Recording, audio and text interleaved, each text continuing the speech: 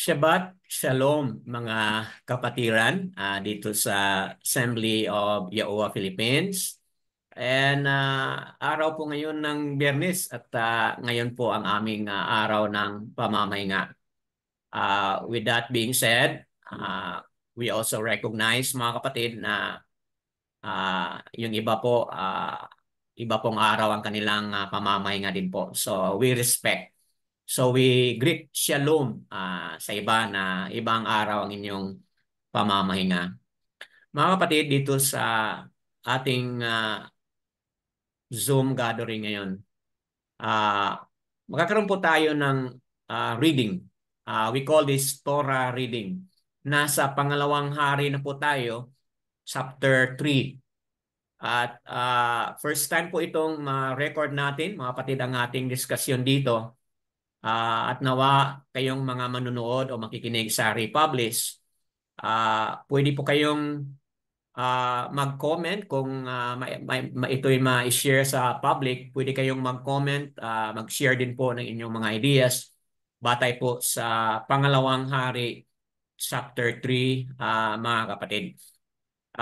Bago pangunahan tayo ni Sister Leah sa pagkabasa, little background po mga kapatid sa nakaraang discussion po natin sa chapter 2. Nagkaroon po ng successful turnover of Aliao, aka Elijah. Kasi po he was taken with a chariot of fire na po.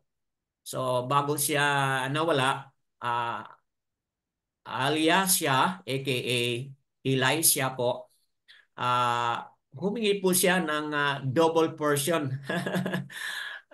ng anointing o ng Ruach HaKodesh, mga kapatid, ni Aliao, si Elisha. Humingi po siya ng double portion.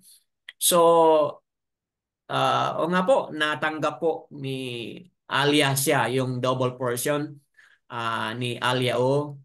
At ito'y nasubukan agad, mga kapatid. Nasubukan agad yung kaniyang anointing at yung Ruach HaKodesh na pumunta o pumasok doon kay Elisha, mga kapatid. So ngayon, another story naman po kung saan ang tatlong mga hari nagsanib puwersa po sila. At ngayon, babasahin natin mga kapatid kung anong naging resulta nito mga kapatid. At ano yung role ni Elisha dito sa pangyayari nito na kung saan ang mga tatlong hari ng Yehuda, Yasrael at Edom nilusob nila o natalo po nila ang Moabites na hari, mga kapatid. So that being said, let's now give the time kay Sister Leah na manguna po siya sa ating reading at tayo po ay magbukas sa ating mga kasulatan. Pangalawang hari po, chapter 3. Go ahead po, Sister Leah. Okay po. Our Torah reading from 2 Kings chapter 3, verse 1 to 27. Now, Jehoram, the son of Ahab, became king over Yisrael at Samaria in the 18th year of Jehoshaphat, king of Yehuda, and reigned 12 years. And he did evil in the sight of Yahuwah, but not like his father and mother, for he put away the sacred pillar of Baal that his father had made. Nevertheless, he persisted in the sins of Jeroboam, the son of Nebat, who had made Yisrael sin. He did not depart from them. Now Misha, king of Moab, was a sheep breeder, and he regularly fed the king of Yisrael 100,000 lambs and the wool of 100,000 rams.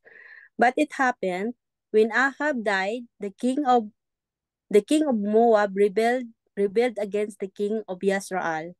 So King Jehoram went out of Samaria at the time and mastered all Yasraal.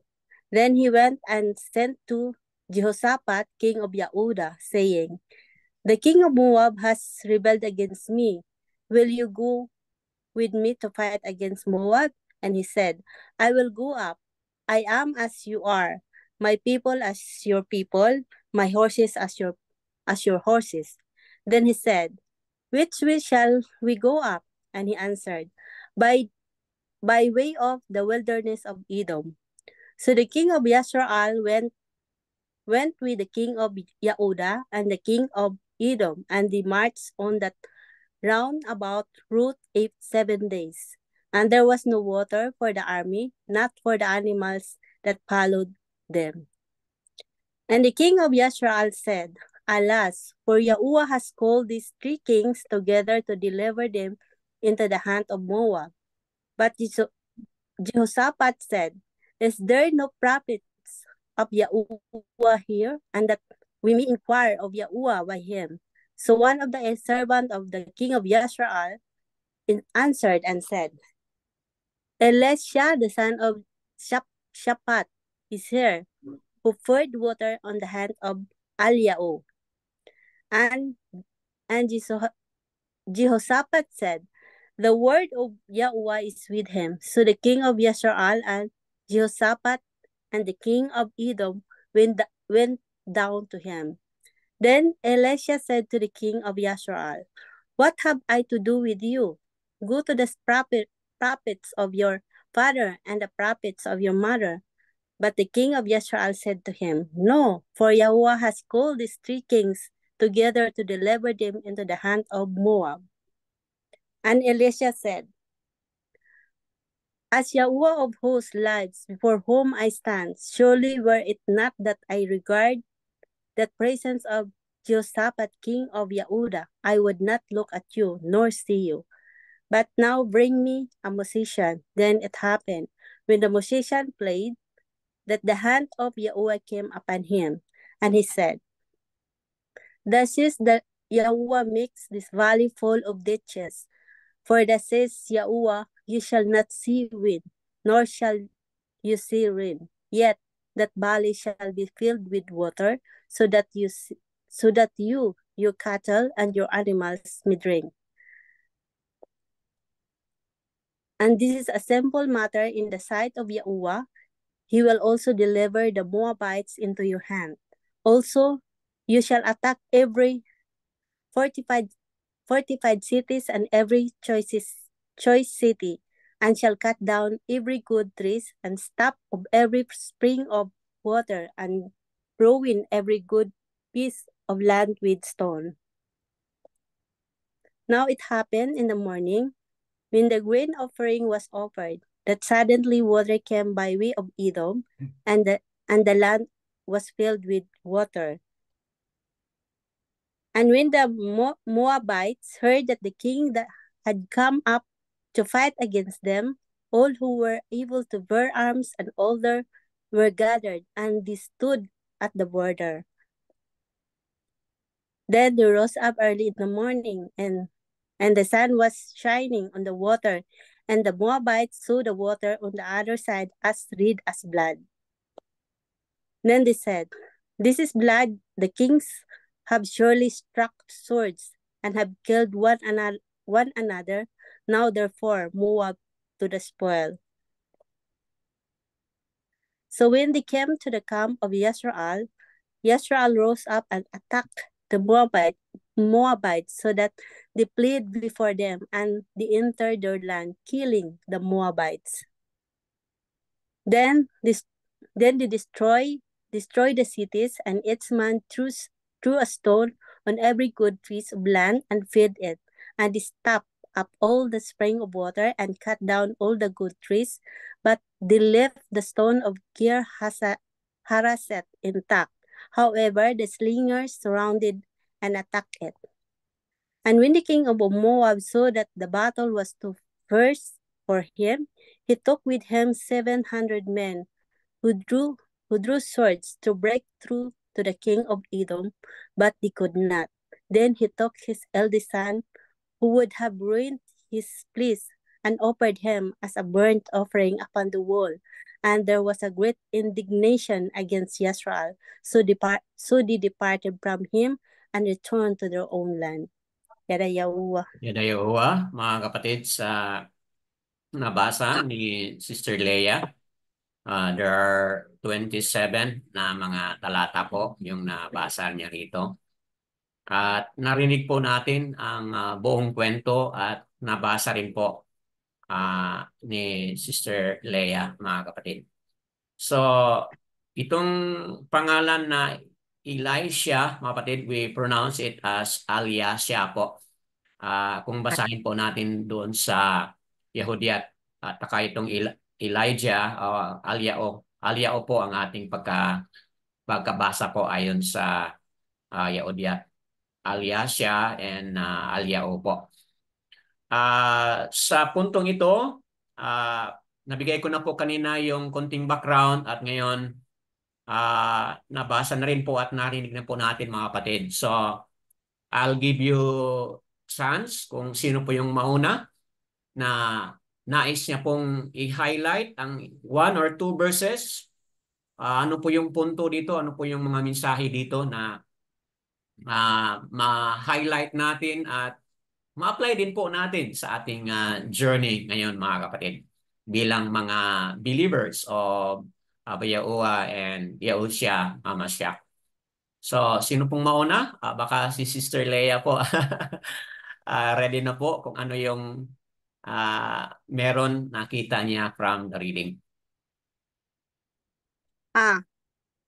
Gaya po sa nababasa natin sa talatang ito, ang i-highlight ko po yung ito po, verse 1 to 8. Yung paghihimagsik.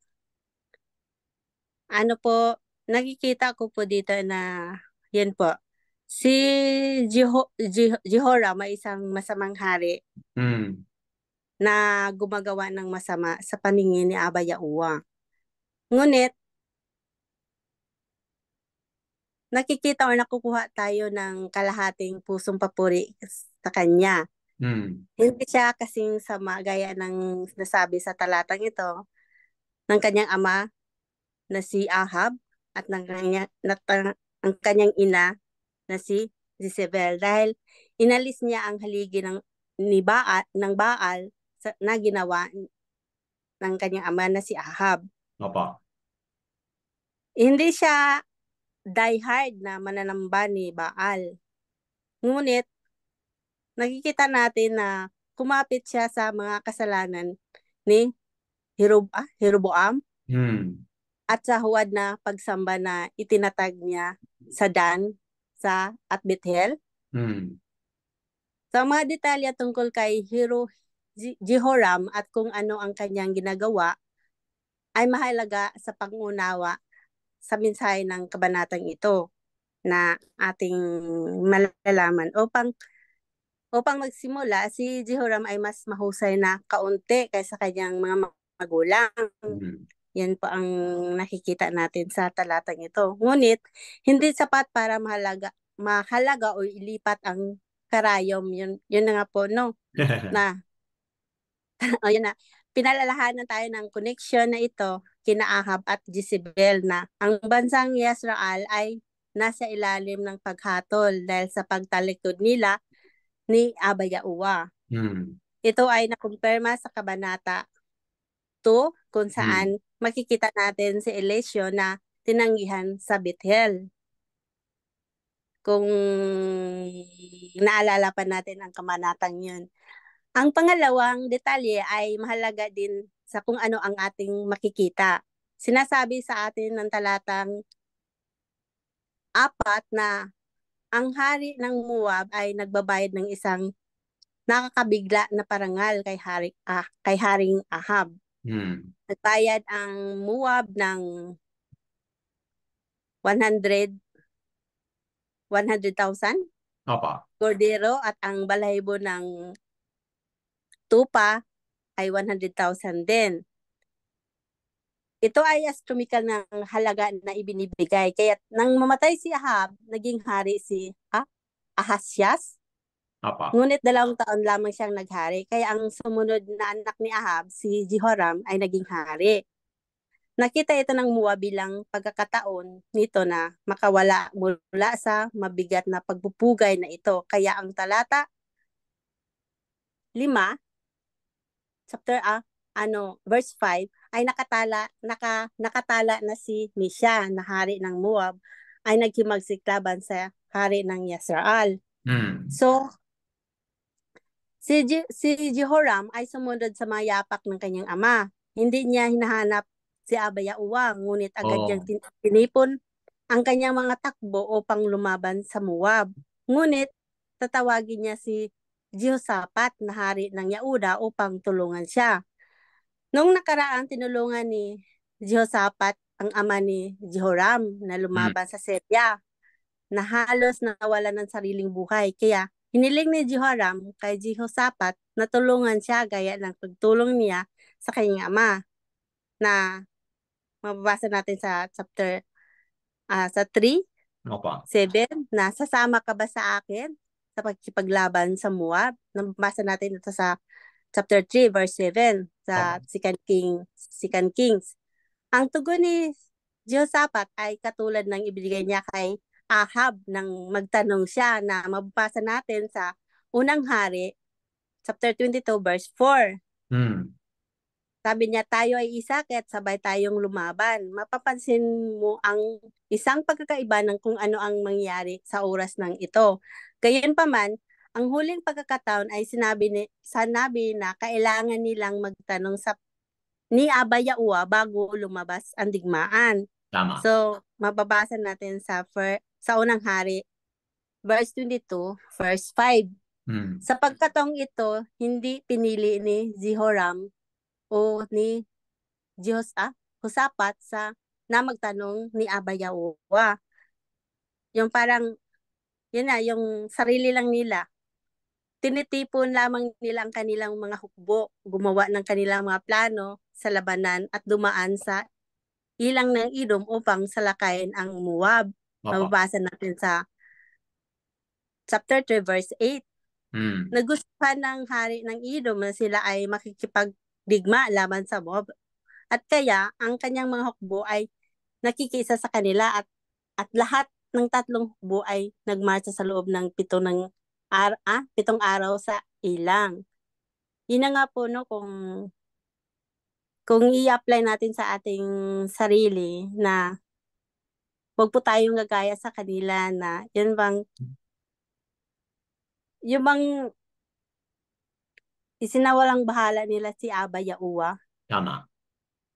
Yan lalapit lang sila ni Abayaowa dahil sa kanilang interes. Yun lang po. Na sana po wag mangyari po sa atin na yun po pupunta tayo doon.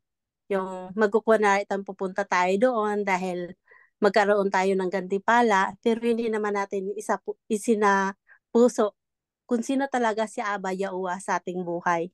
Yan lang po sa akin, Brother Dan. Mga kapatid, napakagandang paliwanag at sharing ni Sister Leia, mga kapatid. Dagdag doon sa kanyang na-highlight, totoo yun mga kapatid, no? Na itong lesson dito sa buhay ni Yehoram, mga kapatid, no? Yehoram, itong anak ni Haring Ahab. Oo, maganda na yung ginawa niya na pina-remove niya yung mga statwa po ni Baal doon. Maganda po yun, magandang punto yun. Kaya lang, hindi hindi pa buo ang kaniyang obedience, mga kapatid. Partial obedience pa. Kasi po, kung ano yung mga kasamaan na ginagawa ng pinakadating hari, na kung walang iba kundi si Yeroboam, ginagawa pa rin niya, mga kapatid, yung kasalanan na ginagawa ni Yeroboam sa nakaraan sa kwento ng Yasrael, mga kapatid. So, lesson nating highlight doon, yung partial obedience po. Hindi pa rin kalugod-lugod, mga kapatid, sa harapan ni Abayaowa. Dapat talaga yung complete and total obedience, mga kapatid. So, nais ko lang pong i-highlight yun batay sa magandang pagpapaliwanag ni Sister Leia, mga kapatid. At additional to that, so kanyang na-highlight na ah, nais ko pong idagdag itong nakasabi diyan sa Proverbs chapter 3 po, di ba? Proverbs 3, 5, and 6. Trust in Yahuwah with all your heart and lean not in your own uh, Understand. understanding po. So, sa buhay ni Yahuram, ang kanilang tiwala with sa hari, kasama ang hari ng Edom, ang tiwala nila is kanilang sarili mismo mga kapatid. But sa na-highlight ni Sister Leah, si Yehoshaphat mga kapatid, nagbigay po siya ng nagbigay po siya ng magandang payo na kailangan mo na maghingi ng guidance o tumawag sa pangalan ni Yahuwah sa pamagitan ng prophet. So, yan po ang magandang verse i-reconnect natin dito. Trust not in your own self, but always trust in Yahuwah. So, dahil dito sa nangyari, di ba? Kitang-kita po natin mga kapatid. Nagkakaroon po sila ng tagumpay kasi po si Yehoshaphat, meron po siyang complete na tiwala na apart from guidance at tulong ni Yahuwah, hindi po sila mananaig sa laban na iyon. So, yun lang po, idagdag ko bilang additional. Sister Melanie, kindly mute lang po, Sister Melanie, kasi nasa recording po tayo. Okay po, anyone else would like to share, mga Dan. kapatid? Ako, Brother Dan. Opo, Sister Bakar Asia Yao, go ahead po. Dito sa verse 9, at verse 9 at saka verse 16 to 17, Opo. nakikita ko po rito ang obedience through faith plus works, belief plus works, pananampalataya at gawa. Kasi dito sa verse 9, sinabi sa scriptures na wala ng tubig silang mainom pagkatapos ng 7 araw na paglalakbay puntang Edom. At binigyan sila ng solusyon ni Abba Yahuwah ang kanilang problema sa kawalan ng tubig sa paraan na ipapagagawa sa kanila ni Yahuwah ang pinasabi ni Yahuwah kay Alyasha ang gagawin na solusyon pagkaroon para magkaroon sila ng tubig na hukayin ng lupa at gumawa ng mga ditches o kanal para punuin ng tubig ang lugar na kanilang kinanaroonan. Sinabi dito sa verse 17,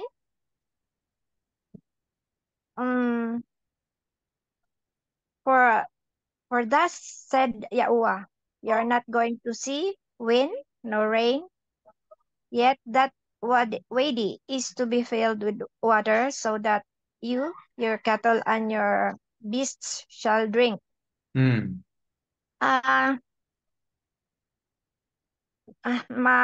Alam natin na nagbiyahe sila ng 7 days papuntang Edom. Kaya understood na sila ay pagod na at pagod na ako po. Pero gaano man sila kapagod at nanghihina, ay kumilos pa rin sila at sinunod ang solusyon na pinagagawa ni Abba Yahuwah. Naghukay sila, gumawa ng kanal, ganon. At dito natin makikita na ang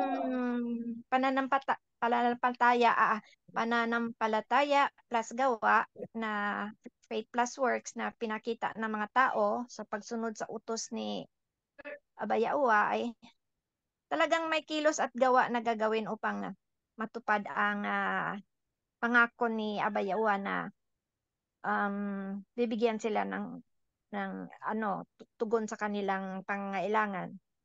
Kaya kagaya na sa atin, Opo.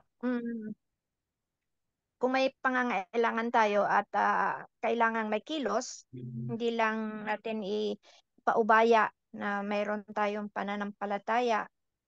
We believe na He will make works or miracles for the solution to our problems. Pero kailangan mag-isip din tayo at magawa. May gagawing mga hakbang para Tama. ibarak ni Abayawa yung mga paraan na ayon sa kanyang kalooban na align sa kanyang will ang gagawin nating mga solusyon at Tama po. yun makakamtan natin ang na may sinabi rito na while miracles are a very small thing to Yahuwah, watching after our relationship with Him daily and moment by moment is a very big thing. It is the root of success or the root of defeat. It is the spring of life or the cause of spiritual drought. Kaya ang natin, moment by moment nating mga relationship with Him daily, kailangan talagang pag-ingatan natin at wag tayong manlupaypay sa ating pananampalataya at kailangan may gawa rin sa ating mga kilos para matugunan nating mga pangailangan. Yun lang po, Brother Dan. Tama po. Napakagandang punto po yun mga kapatid, no? Connecting doon sa dapat hindi partial obedience but complete obedience. Connecting po doon, ganoon din po ang ating obedience ipapakita sa pamaraan po ng magandang gawain o pag something na dapat gawin mga kapatid, no? So very good point dito sa na-highlight na verse, no? Verse 16, Thus said Yahuwah, make this wadi ditses. So, sino sa kanila yung susunod diyan, di ba? Parang imposible na susundin nila yon kasi pagod nga sa biyahe. Pero they did, mga kapatid. Nag-obey sila kung ano yung pinapagawa sa kanila. So, dagdag diyan, mga kapatid, yung kanilang victory, no? Resulta po yun sa kanilang pananampalataya, pagtawag kay Abia Ua, Yes, at obedient. resulta rin po sa kanilang pag-obey o Obedience. paggawa sa pinapagawa ni Abia Ua. So, hindi po yung victory na ano lang, no? Para bang bigay lang na walang ano po, walang responsibilidad ang tao. Talagang may responsibilidad po sila. Pave the way for that victory is also their obedience and doing good works as well, mga kapatid. So, habang nagpaliwanag si Sister Bakara sa iyo, naalala ko itong conversation dito sa dito sa verse 13 na kung ano lang po, si Yahuram ang humarap kay Aliasya, malamang hindi na siya. Hindi na niya pakinggan o hindi na niya harapin ito si Yehoram, mga kapatid. Ngunit dahil nandito si Yehoshaphat, okay, verse 14, kaya ang dahilan kung bakit si Aliasya ay humarap, mga kapatid, dahil nandiyan si Yehoshaphat. So, tingnan mo yung tatlong hari na yan, magkaiba-iba po ang kanilang pagkatao, mga kapatid. But among the three, sino po yung medyo may takot kay Abia Ua? Sino po? O, di ba? Yehoshaphat. Mga kapatid, malinaw po. Si Yehoshaphat, yung hari ng Yehuda, ang may takot kay Abia Ua kasi siya yung nag-suggest, hingi muna tayo ng guidance, tawag muna tayo kay Abia Ua sa pamagitan ng kanyang alagad. So, that being said, ang alagad naman po ni Abia Ua, si Aliasya, nung makita niya po si Yosapat na nandito, talagang binigyan niya po, mga kapatid, ng seryosong tugon yung kanilang hingi. So yan po, makikita natin na meron talagang meron talagang baraka kung tayo man namumuhay po, mga kapatid, ng namumuhay ng kalugod-lugod, mga kapatid, sa harapan ni Yahuwah, katulad din po ni Haring Yehoshaphat, mga kapatid. So, yan po, nais ko pong idagdag doon sa paliwanag ni Sister Bakar Asayao. You have something else to add?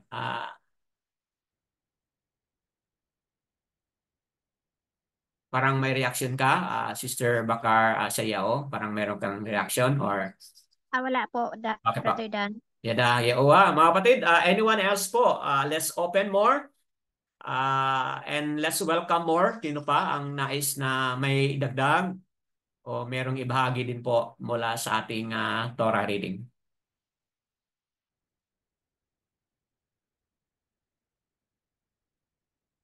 Okay, unmute lang po. And then share kung ano po ang nasa puso ninyo at ano po yung lesson na nais niyo pong i-highlight. Go ahead po.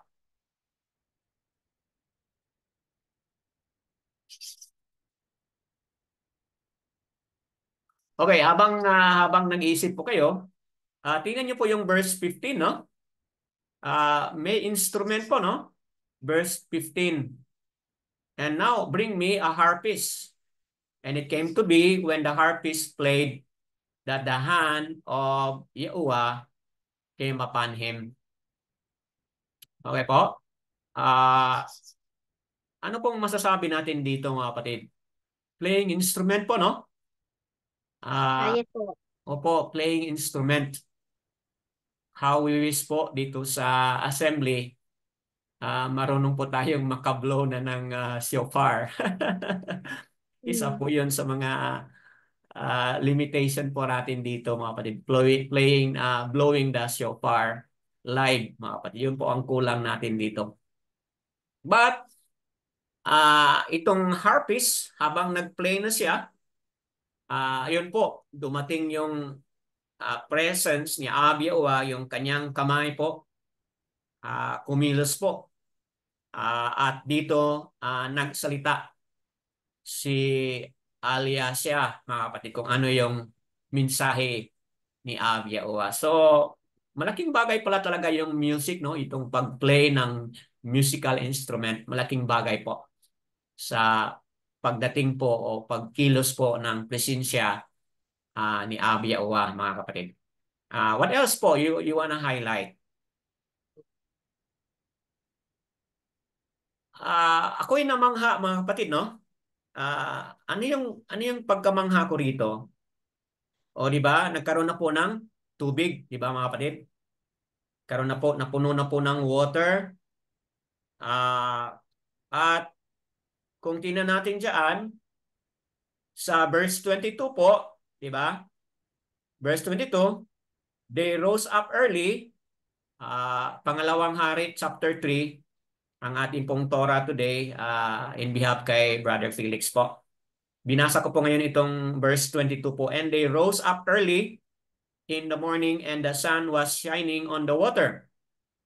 And the Moabites saw the water on the other side. As ano po? Blood. Opo. As red as blood. Blood. Ano sa palagay niyo, mga kapatid? Talaga bang naging dugo yung tubig na yon? Kasi kung tingnan mo dito sa ano po, verse 20, napuno po ng tubig. Yung lugar na yon, napuno na ng tubig. Pero nung makita ng mga Moabites, kasi nga may sikat na ang araw rito, pero sa pananaw nila po, that water turned into red. Ano Yes sa po. palagay mo? Ano sa palagay ninyo, mga kapatid? Sa pananaw lang po iba yon ng mga Moabites? O talagang Yes po. nagkaroon ba talaga ng miracle? Go ahead, Sister Bakar Asaya. Yes po. Para sa akin, divine intervention po ito na para matupad yung prophecy ni Alyahu na papanalunin sila ni Abba Yahuwah. So magitan ng Aliasya po. Alyasya pala. Itong na to, pagkakita nila ng red, yung water na parang red blood, ay confusion ito para maisip ng mga Moabites na itong tatlong hari sa King of Judah, Yashar at saka Edom ay yung mga tao-tao nila ay papatayan o sabay-sabay sila kaya nagkaduguan doon sa lugar na yon. Yun ang akala nila kaya nakalagay diyan, nakasulat sa scripture na kalan nga nila wala patay ng mga tao kaya sinalakay nila ang lugar. Tama. Oh, po. Opo. So, wow, no? Talagang kamangha-mangha, mga kapatid, di ba? Kapag si Abia o yung kumilos, mga kapatid, talagang kamangha-mangha. Hindi natin akalain na sa kanilang pananaw, yun ay blood. Pero dito sa pananaw ng mga Yasaral, yun talaga ay talagang tubig, mga kapatid. But yun din po ay nagbigay na rin po ng daan na kung saan nagbigay po ng mensahe yon na duguan na, no? Duguan na at may patayan na doon sa kampo po ng mga tatlong hari. Yun ang pananaw at pag-intindi po ng mga Moabites. Kaya, ayun, sumalakay sila at hindi nila alam na sa kanilang pagsalakay, yun na rin po ang kanilang ah, yun na rin po ang kanilang ano po uh, how will you say that Ang doon na kanilang pala defeat, Brother Dan. ano po Ang kanilang defeat, tama doon sila na natalo. opo sa kanilang pagsalakay inisip nila na mananaig na sila pero hindi pala yun po ang kanilang pagkatalo mga kapatid. Yes, po. Wow yaday po anyone else would like to add some more?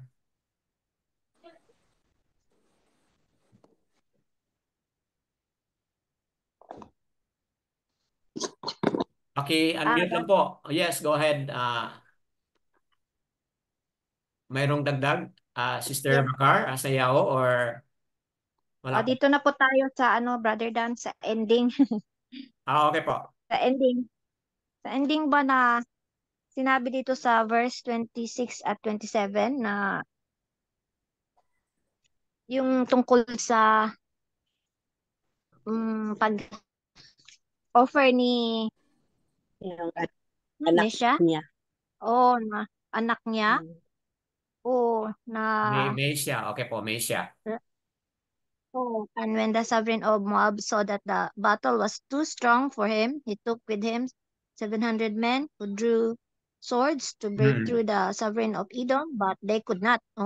Balak pa ni kasi talo na dito si Masya, pero nagbabalak pa rin siyang makabawi through 700 lang 700 swordsmen niya, pero hindi pa rin niya nakuhang makabawi sa digmaan. And dito sa 27, then took his eldest son who Tama po. would on the wall. At dito sinabi, and there was great wrath against Yashraal, and they left him and returned to the land. Dito na makikita natin na na-trauma din pala tong mga nag-breakdown itong mga Yashraal sa nakita nilang hinas na pagpatay sa anak ni na dapat ito ang anak na susunod sa kanyang place, pero sa harapan nila na witness talaga ng mga Yasha'al ang karumadumal na pagpatay, burnt offering, sinunog ang anak niya sa harap ng mga tao. Kaya sa kanilang pagkahindik nila sa nakita nila ay dito na and there was great wrath against Yasha'al, and they left him and returned to their land. Nakikita ko na sa bawat mananalo sa digmaan, dapat may mga plunder kang makukuha, 'di ba, Brother Dan? May mga kang maano. Pero dito dahil sa nakita nila na trauma sila sa burnt offering, umalis na lang sila and return to the land. Yes po. Wow. Napakagandang paliwanag po mga kapatid. Habang nagpaliwanag ka Sister Bakar Sayao, naalala ko itong verse 3.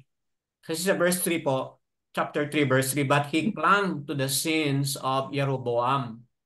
Okay, Jeroboam. Ito si Yahuram, di mga kapatid. So ang tanong mga kapatid, ano ba yung kasalanan talaga? Ano yung karumal-dumal na kasalanan na ginawa ito si Jeroboam? Kasi siya po yung unang hari ng Yasral nung nagkahati na po, di ba? After po kang Solomon, nahati na po ang Yasral into two kingdom. The Yasral, yung northern tribe, 10 tribe po yon, at yung Yehuda, yun ang southern tribe, 2 tribe po, mga kapatid. So, si Yeroboam ang naging unang hari dito, mga kapatid.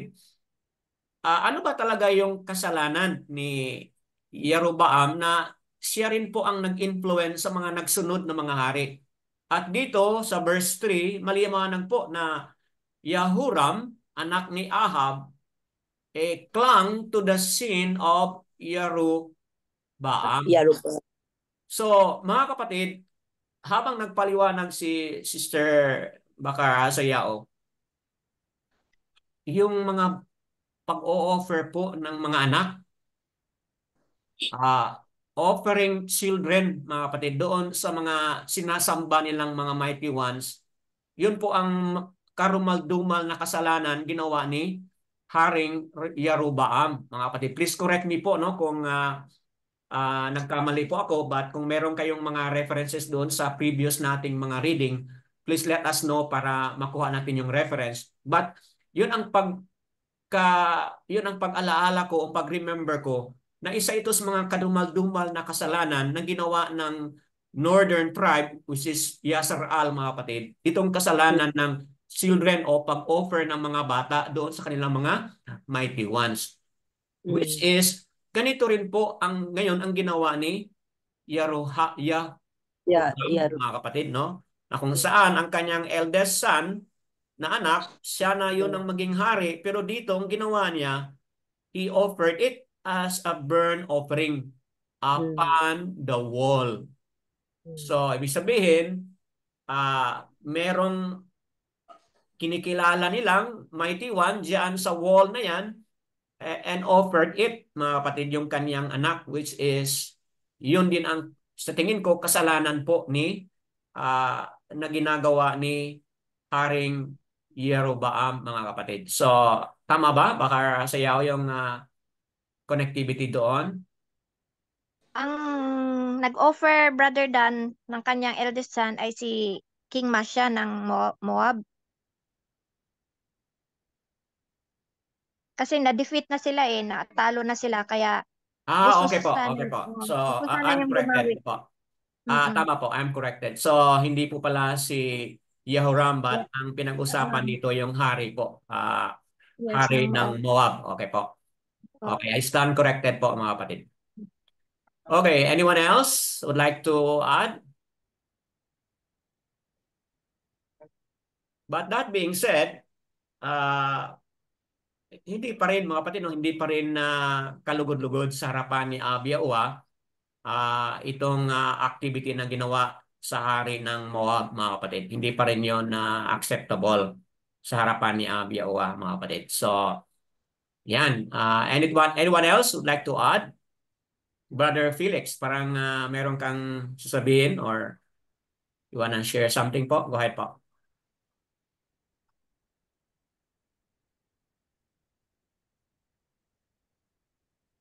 Or kung hindi man si Brother Felix, anyone po? Anyone would like to share?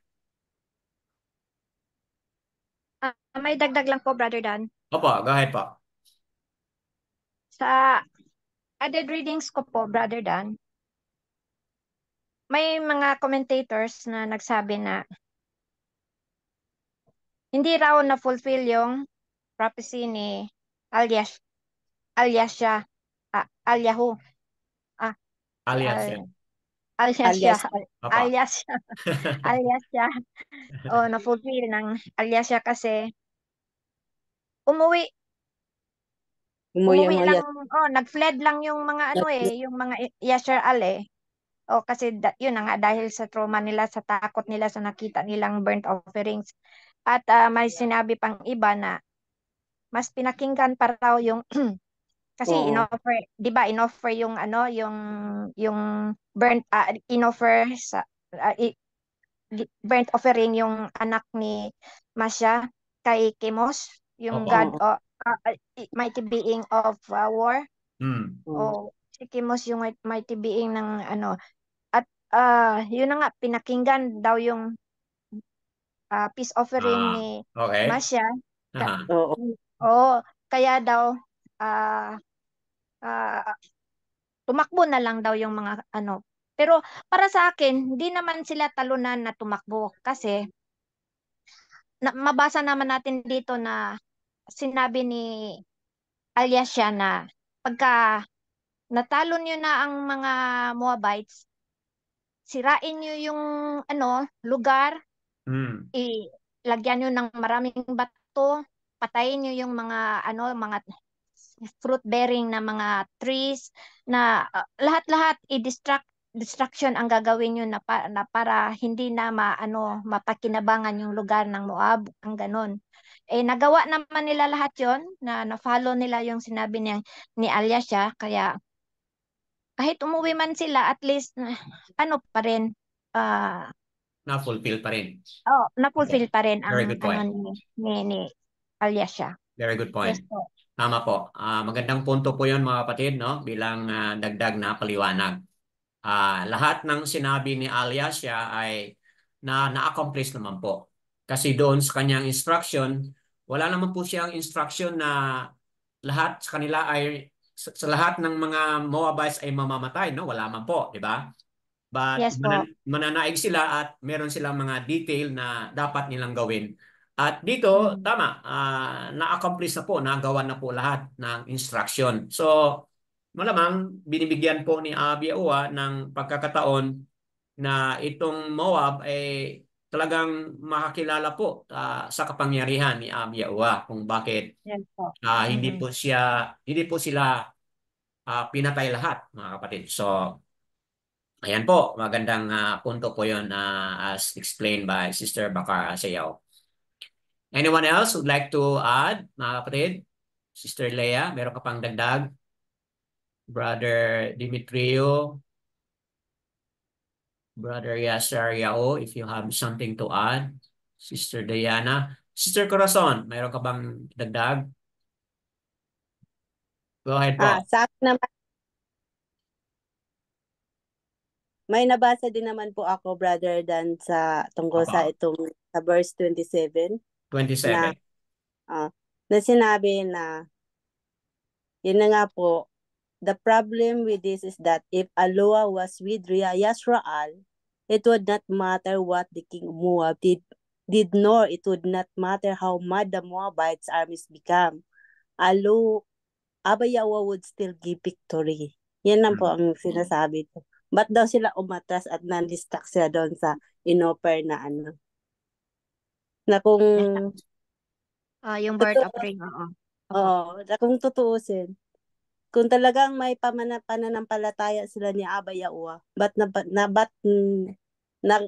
napadistract sila doon at Mhm. umatras, bumalik at umuwi sa sarili nilang lupain. Yan naman po ang Mm. pagkaano dito. Okay po. Mm. Very good explanation. At Mm. sa akin, dagdag doon sa paliwanag ni Sister Leah at Sister Bakar Sayao, sa akin din po, it was already a defeat kasi po yung magiging next na hari, wala na po, patay na, di ba? Mm. Yes. So, for me, dagdag doon sa kanilang mga paliwanag, it was already a tangible, concrete victory kasi yung magiging sunod na hari, patay na po. So, yan Mm. po ang aking additional po. Yes, Sister Andrea, parang nag-unmute po kayo. Kindly share if you have something po. Well, hindi po ako familiar dun sa ano dun sa kwento po. At saka may ginagawa din po kasi ito sa comsat po namin. Okay lang po. Kaya hindi ko po masyadong marinig. Pero based po sa nalalaman ko po, yung mga Moabites po, ano, parang natalo po yata yung susunod po na hari dahil may ginawa po doon ginawa ba yun yung sugo nila. Basta parang hindi po siya blessed ano kasi ano sumamba po sila sa other gods other mighty ones Mighty ones, apa. mighty ones Apa. other mighty ones then Yahuwah kaya ayun hindi po sila binless ayun na-destroy po yung nation po nila. Okay. Okay po. Thank you sa inyong additional na paliwanag. Hindi sila barak, okay? Hindi sila na preserve dahil nga hindi sila kumikilala no sa makapangyarihan na Abayauwa ng Yasaral. Opo, tama. Kasi meron po silang ibang mga mighty ones na sinasamba doon. Tama. Okay, mga kapatid, dito sa ating Torah reading ngayon, ano po yung mga practical and principles o mga katotohanan na pwede po nating ma-apply, mga kapatid, other than na pag-usapan na natin yung mga detail, ang mga nangyayari. How about sa ating journey ngayon, mga kapatid? Talking about victory. Paano po tayo, mga kapatid, makaranas ng victory? Sa ating journey ngayon, marami tayong mga hamon, marami tayong mga challenges. Anong mga truths and principles ma-highlight natin para magkaroon tayo ng victory? Go ahead po, Brother Demetrio, parang may sasabihin po kayo.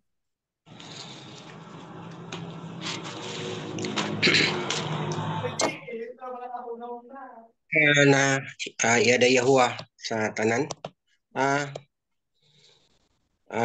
Kini nga nahitabo duha ka higayon na kini nga nahitabo sa panahon nga si Elysium o ang prophet puli kay Elias, no? Kay Bisaya man nga akong Bible.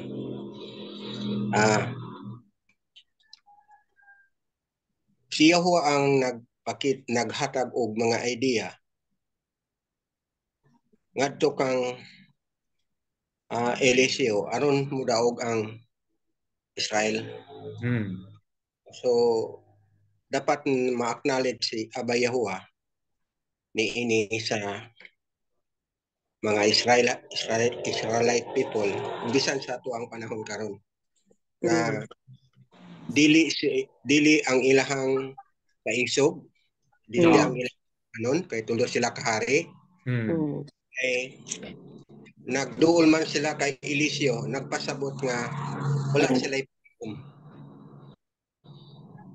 So si Eliseo usa ka alaga ni Abba Yahuwah. So suod ni Abba Yahuwah o miduol sila kay Eliseo aron mahibalo kung unsaon nila pag adto sa mga lugar aron makigubat. So short nga istorya, kung mahibaluan nato nga gipatugtog ni Eliseo ang usa sa mga sundalo samtang siya nagmuni-muni kung unsa ang isulti ni Abba Yahuwah sa iya. So kung atong tanawon, ako na bless ko aning kinabuhi ni Eliseo kay duol kay siya kay Abba Yahuwah. So kung tungod sa kaduol niya kay Abba Yahuwah, anytime dayon diha ihatag sa iya ang dapat himuon sa mga Israel. Kay nangayo man sila og idea. So kung dunagi angayan nga atag og pinaka-importante diri ang siya buwag yun. Naghatag siya og maayo nga guidance mga tao nga duol kaniya para mudaog sila sa ilahang si Abba Yahuwah ang sentro aning tanan. Yada Yahuwah. dili ang Israel, dili ang kabantog, ang ilang kaisog. Kay Abay Yahuwah ang nagplano sa tanan. So, sa atong panahon karon, walay kalainan sa panahon nila kaniadto, kay ang panahon nila kaniadto, dira gyud na sila sa nasod to nasod. So, power to power gyud na sila. Pero sa atong panahon karon, kuyaw man ang atong panahon karon, kay ang atong kaway di makita. Tama. So, dapat sa atong panahon karon, dili ta mo kumpiyansa. Maging maalamon ta kanunay ba sa tanan panahon, kay ang atong panahon karon dili pareha sa panahon kaniadto, kay naa ta sa last hour.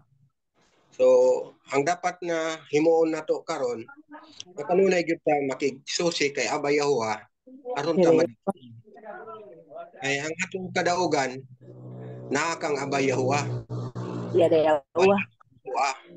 Wala sa atong kwarta, wala sa atong naa kang Abay Yahuwah. Sumala sa nito sa unang panahon.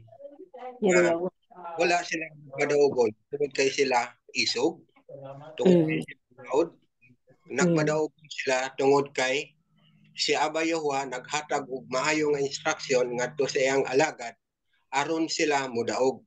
Ug midaog sila tungod kay misunod sila sa instruction ni Eliseo ug ikan kang Abay Yahuwah. Tama po. So, sa atong panahon karon, 100% magbadaogon ta nining kalibutan batok sa atong kaway kung maminaw ta sa tudlo sa rock pados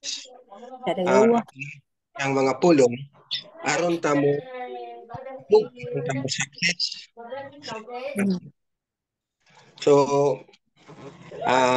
kung nalipay ko sa atong dito na malandong ko sa inyong mga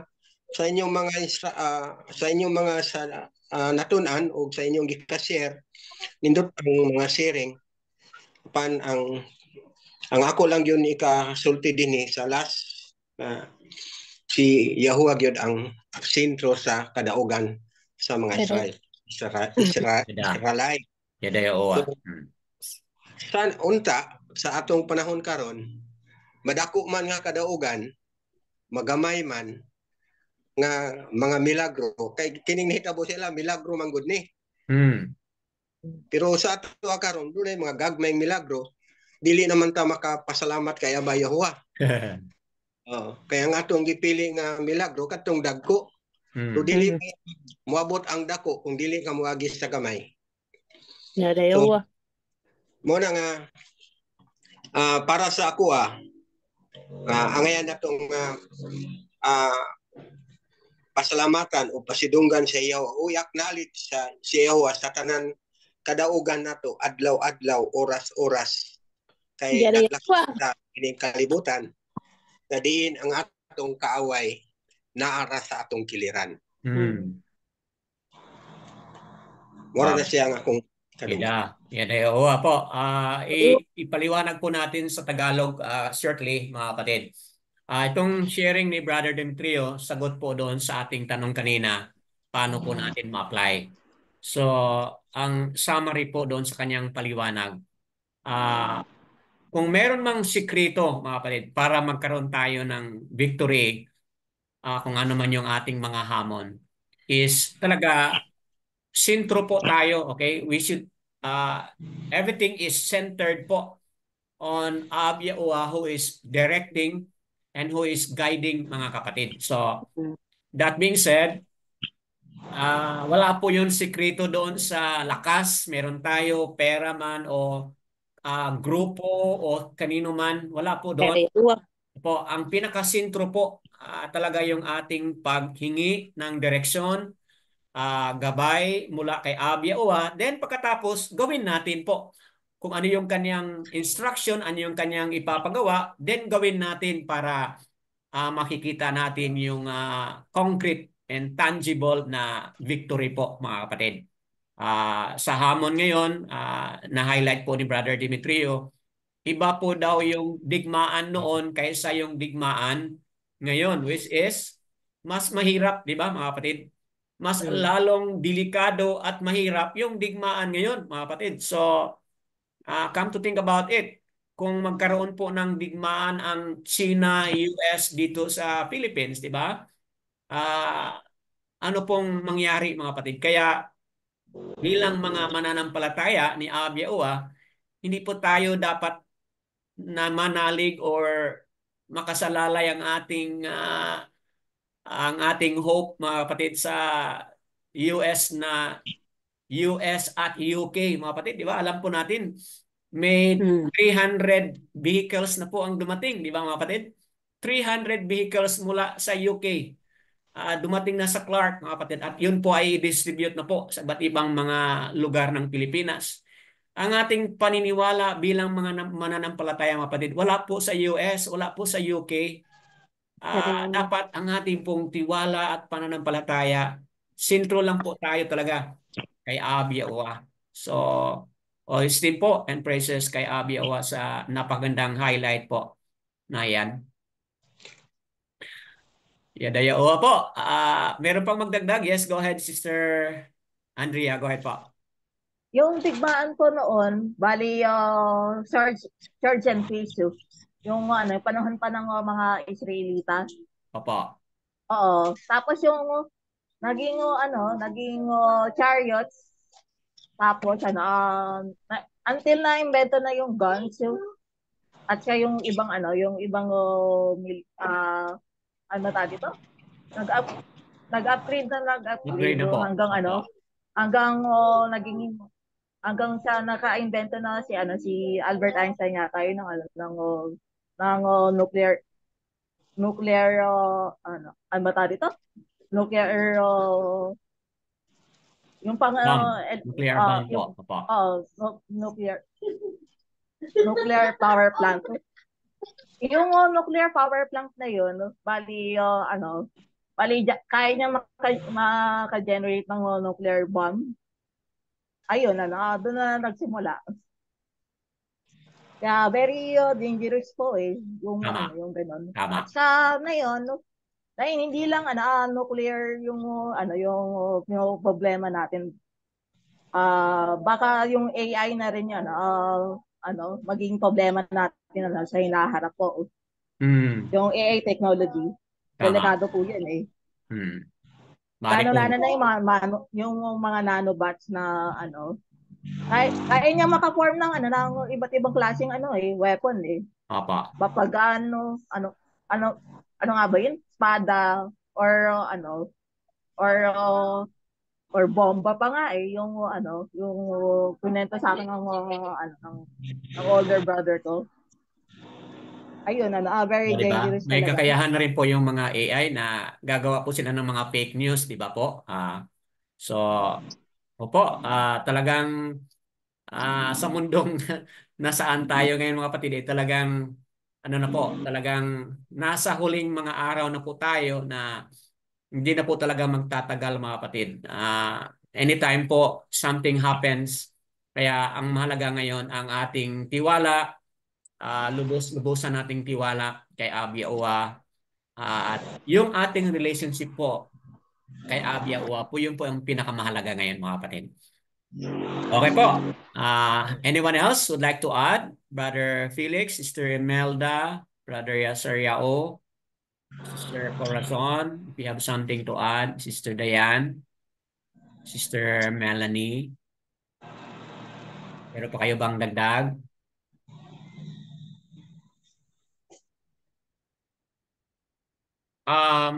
Yes. Mga kapatid, itong mga napag-usapan natin today, no? Kayong mga manunood sa Republis, kung ano man po yung inyong pananaw, nawa magkakaroon po tayo ito po isang magiging eye-opener po, no? Na sana buksan po natin ang ating mga puso at isipan na may nakasabi po sa kahaliam, no? Baruch is he who put his trust on Yahuwah, mga kapatid. But cursed is he who put his believe or trust and confidence on man, mga kapatid. So, yan, malinaw po yon na dapat ang ating buong puso tiwala kay Abba Yahuwah rather than putting our trust on princess, on sa mga hari, mga kapatid, sa mga superpower, hindi po. Dapat ang ating buong puso tiwala kay Abba Yahuwah lang po, mga kapatid. Okay po? Anyone else would like to add bago tayo magtapos?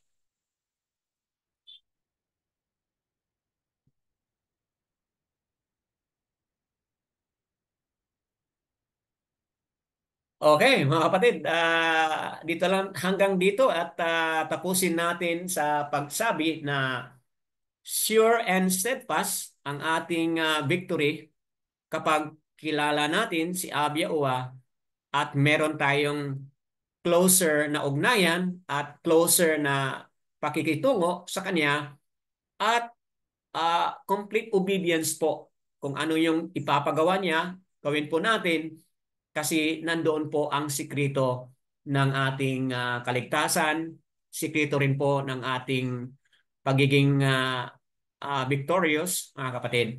At nawa itong mga lesson nito ay maisabuhay din po natin, mga kapatid. So, all esteem and praises kay Abba Yahuwah and Yahuwah Barak po sa lahat na nandito ngayon at yung mga makikinig din po sa Republish.